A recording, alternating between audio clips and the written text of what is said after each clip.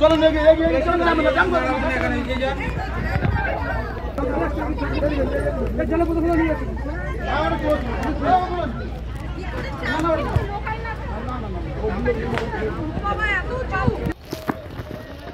দোবাকি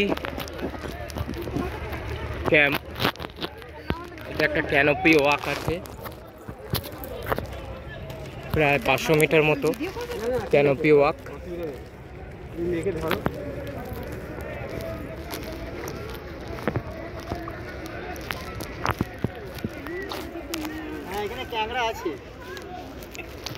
এখানে নিচে প্রচুর কাঁকড়া,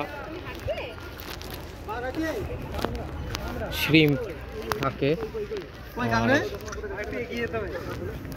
আর থাকবে দেখতে পাবে। সে তো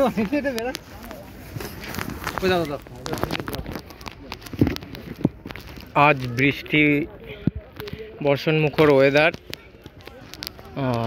সকাল থেকে বৃষ্টি হয়েছে, এখানেও এখন বৃষ্টি খুব কম, তবে খুব ভালো ওয়েদার।